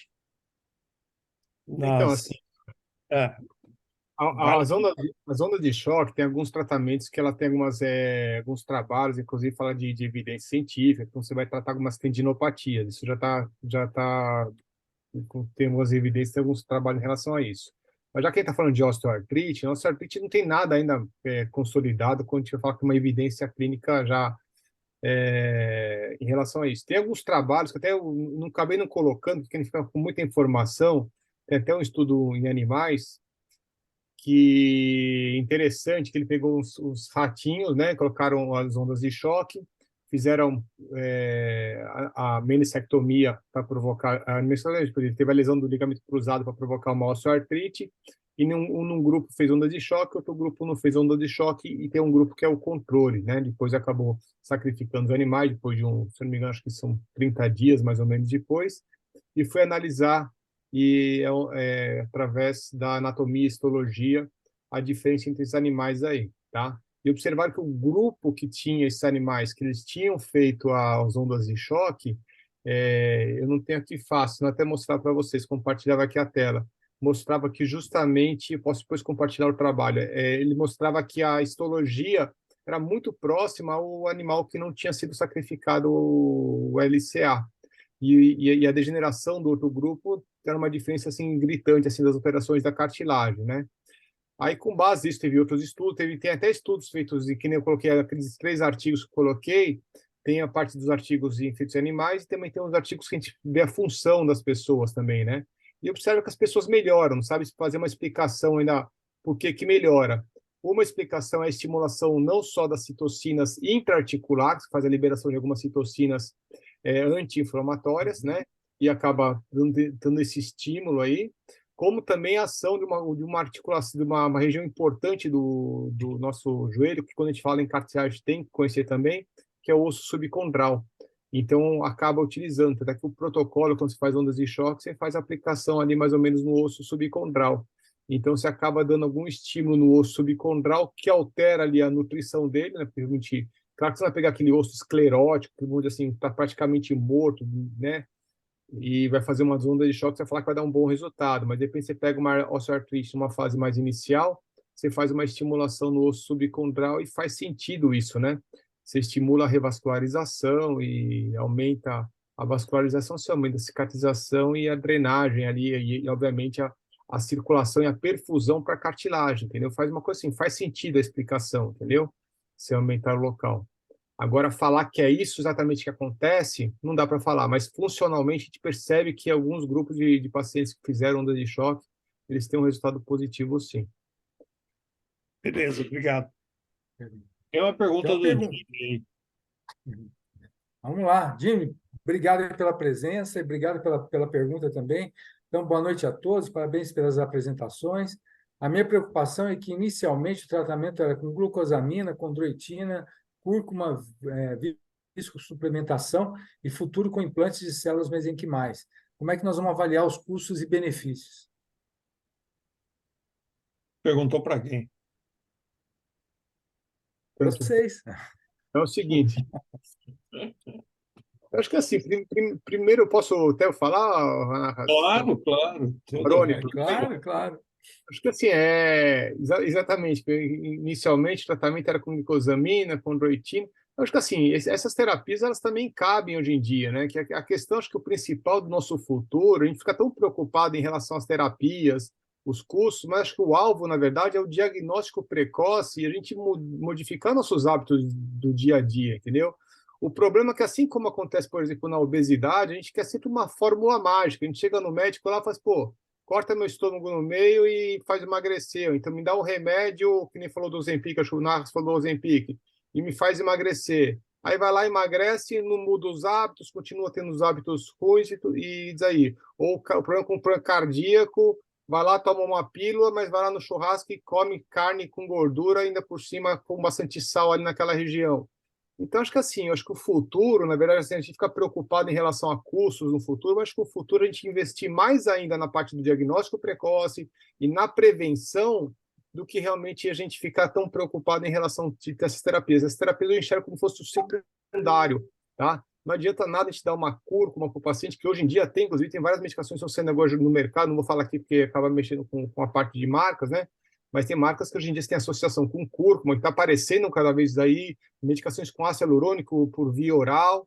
Isso é um milagre? Não é um milagre. O milagre, na verdade, é a gente mudar dar o primeiro passo, que é o que o paciente saber enxergar no espelho, saber aceitar as condições dele e modificar seus hábitos do dia a dia. Se ele fizer isso aí, alimentação, altera o sono, muda o hábito do dia a dia, que é o tabagismo, obesidade, se acaba atacando nesses itens todos aí, isso aí acho que já é 80% do tratamento, nem vou falar que é 50%, entendeu? Os outros 20% que acabam entrando com essas terapias aí, entendeu? Eu enxergo assim, pelo menos. Eu acho interessante, Jimmy, que teve uma época que eu acompanhava a Academia Americana de Cirurgiões Ortopedistas e eles faziam consensos a respeito. E você percebia muito que existia um viés comercial. Então, começou com a glucosamina e condroitina, depois a condroitina não servia para nada, era só glucosamina, aí tinha o piascledine, né? Quem não lembra do piascledine? E assim, depois veio o ácido hialurônico, que funcionava, o resto não funcionava. Então, é difícil você fazer uma avaliação desse tipo. O que o Marcos Paulo falou é o que a literatura bate o martelo: perder peso e atividade física, dieta, mudança de estilo de vida. O resto é, sabe-se.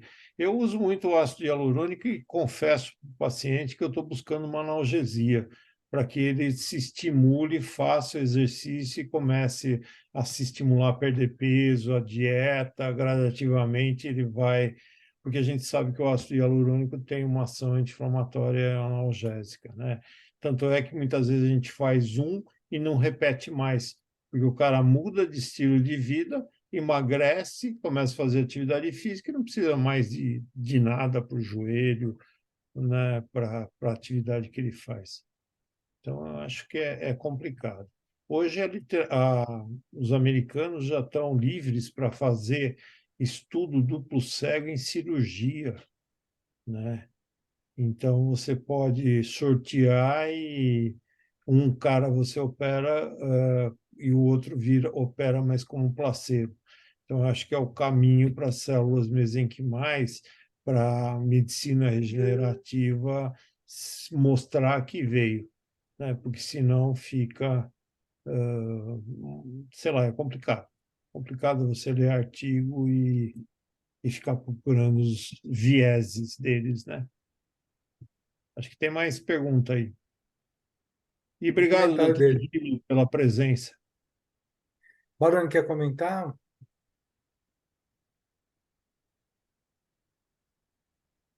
Quero sim. Saiu. Voltou. Eu me surpreendi recentemente, a gente vai percebendo, né, como é que funcionam as coisas. O ortopedista por excelência, com cardio, pneu, mas eu como ortopedista, a gente faz medicina do estilo de vida desde o R1, né? É uma coisa que tá começando a tomar corpo, eu acho, faz muito sentido, é muito natural. E isso é transformador, né? Dormir melhor, mais horas, perder peso, ter mais músculo, comer bem. Gosto de lançar a mão dessas terapias todas, na verdade. Eu acho que você consegue usar a glucosamina com androitina no momento, como o Dr. Ricardo falou. Consegue. Às vezes eu sinto bom resultado de piascledine até hoje para algumas pessoas. Invasivas, células mesenquimais. Mas esse não é a única medida, né? Você usa isso para devolver a pessoa para um ritmo mais fisiológico, para ela melhorar o estilo de vida, e a partir daí, como o Ricardo bem colocou, você não precisa mais fazer isso, né?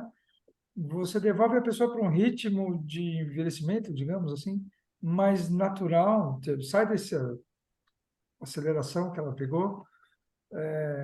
Eu acho que é o que transforma. As terapias ajudam muito, mas o estilo de vida, para mim, é o meu alvo principal.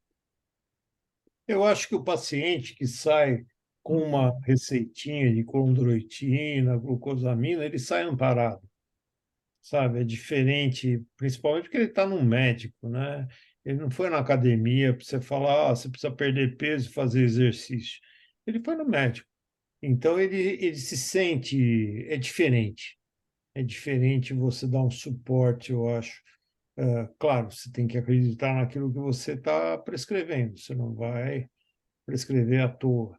Mas eu acho interessante, eu acho que é um pontapé inicial para ele, sabe? Não, sim. Não, assim, a relação, quando a gente fala em relação à importância da atividade, mudança do estilo de vida, né? Porque a gente está falando uma discussão em realmente o que funciona ou não funciona, né? Mas é óbvio que as pessoas às vezes precisam dizer, que nem você falou assim, o ácido hialurônico tem alguns trabalhos, mas assim, você vai pensar como fosse diminuir a dor para colocar o paciente no eixo, pô, legal, ajuda bastante. O paciente tem que conscientizar o paciente disso daí, entendeu? É diferente de colocar um ácido hialurônico, achando assim, resolver os seus problemas, ponto final, entendeu? Tem que conscientizar o paciente, entendeu? E às vezes o paciente precisa desse empurrãozinho para mudar seu estilo de vida, ou uma medicação, um comprimido, que nem for do glucosamina, condroitina, ele precisa do empurrãozinho do ácido hialurônico, para ele sentir, falar assim, opa, agora estou vitaminado, agora eu vou começar a fazer a coisa certa, entendeu? Isso faz parte de fazer consultório, fazer um consultório legal, todo, e dar assistência, e dar um tratamento para o paciente, dar um direcionamento, né? Acho que é mais E ou vai menos para o que eu tô falando. o educador físico, vai para o nutricionista, sabe? Ele se sente assim, estou me tratando. Eu acho legal. Tem que Isso estar quando eles envolvido no pensam, tratamento. isso quando eles pensam que o ortopedista é médico, né? Então a gente fica bem na fita. Mas ele tem que se envolver com o tratamento, né? E não simplesmente terceirizar, né? Tá aqui a medicação e tal, exatamente tudo que vocês falaram, né? E todos, na verdade, foram num caminho só, né? Bom, gente, ó, nós estamos agora 20h53, mais alguma questão? Deixa eu ver aqui. Ó, Núbia Cassani, obrigado, Núbia. Muito bom encontro, atividade física, exercício físico bem supervisionado, executado, com certeza apoia todo o trabalho multidisciplinar na prevenção e tratamento da osteoartrite. Só tenho a agradecer pelos conhecimentos e trocas. Obrigado e tal. E é do Bom, Rio de gente, então acho que Janeiro, nós né? vamos do Rio de Ultrapassamos Janeiro. fronteiras, Ah, fomos Educação Física na longe. Saúde, Rio de Janeiro. Aham. Bom, eu acho que então nós vamos fechar aqui, né? Isso vai estar gravado depois também, vai estar o vídeo vai estar no YouTube aí do Centro de Estudos, e acho que vale a pena a gente revisitar, porque muita coisa foi tirada aqui, e vale muito a pena a gente reestudar, ver, até porque isso vão ser terapias e terapêuticas dentro dos nossos ambulatórios e consultórios, né? E a gente continua estudando o atleta, continua estudando dentro da atividade física, que inclusive é parte da procura do nosso dia a dia, né? Eu queria agradecer a presença de vocês e vou deixar a palavra aí para palavras finais de vocês e de coração. Eu achei a mesa sensacional, né? Queria agradecer mesmo de coração a presença de todos. Muito obrigado pelo convite. Dr. Pablos e Dr. Ricardo, a condução de vocês é espetacular. Parabéns. Sou muito grato por participar. Concordo, altíssimo nível. Parabéns, Dr. Marcos. Boa, excelente palestra. E estamos aqui à disposição de vocês e da comunidade. Perfeito. Agradeço também aí o Narras pelo convite, Pablos também, tá? Agradeço aí, parabéns pela palestra aí, Baroni. E é isso aí, parabéns, essas reuniões realmente acrescentam bastante. Que nem eu falei no começo, vou ficar até mais atento aí nas próximas terças-feiras, né? Acho que é a última, né? Em novembro. Novembro. E é um tema bem interessante que vocês já adiantaram aí adiantar aí no começo. E é isso aí, viu? Eu espero que tenha ajudado também aí as informações aí. Parabéns. Eu que agradeço a participação de vocês. A gente, confesso que eu colei do Marcos Paulo a ideia de falar sobre osteoartrite, principalmente a osteoartrite na atividade física e nos esportes. Vejo o Baroni sempre envolvido, principalmente com os ácidos hialurônicos lá no nosso ambulatório, né? Então, a ideia de convidá-lo também partiu muito disso. Eu sei que ele é estudioso, é atento a essas terapias e novidades e sempre atual. Eu tenho só a agradecer ao Pablos aí a chance de falar um pouquinho fora da medicina, né? Falar um pouquinho de ortopedia e traumatologia e não de medicina propriamente dito, e convidá-los para novembro, né, Pablos? Em novembro a gente vai ter o nosso último encontro aí desse ano. O ano que vem o Pablo já está com uma programação bastante adiantada. É interessante que nós temos sempre muitos inscritos e poucos presentes. Eu, até hoje, não consigo entender essa dinâmica, né? Batemos quase 100 inscritos e tivemos aí 20, 25 participantes com a gente durante a nossa jornada. Um dia eu vou entender essa matemática, eu prometo. E é isso. Obrigado a todos. Pablos. Obrigado novamente, gente. Mas, de qualquer jeito, tem 100 inscritos, 25 presentes. O vídeo está gravado, mas eu posso garantir para vocês que, pela estatística que eu fiz, e junto com a assessora também, a Gisele, que está aqui, pelo menos 1.000 pessoas viram o evento, né? Isso, com certeza, de tudo que a gente rodou dentro do marketing, rodou dentro do centro de estudos. A Adriana, a Denise enviaram para muita gente, porque à medida que o banco de dados ele vai crescendo da reunião, as pessoas vão tendo mais conhecimento. Inclusive, rodaram aqui por hoje colegas da radiologia, médicos corredores já passaram aqui, entraram, saíram. Então, assim, gera a curiosidade, né? E as pessoas se inscreveram. Então, a gente parte disso. É claro que a gente espera sempre sala cheia, né? Mas, de qualquer jeito, mais uma vez, obrigado. Obrigado, Denise, Adriana, né? E mês que vem vamos estar presentes, inclusive para falar do anti-inflamatório, a ação dele, o que o gastrointestinal vai apanhar com isso ou não, né? De benefícios na hora de absorver ou não do tratamento com a dor. Nós vamos passar para o outro lado. Tá joia? Gente, obrigado. Uma boa noite para vocês, uma boa semana, um bom feriado, né? E estejamos sempre muito próximos para outros eventos desse tipo. Obrigado, boa noite a todos. Obrigado, boa noite aí para vocês. Tchau, tchau. Tchau.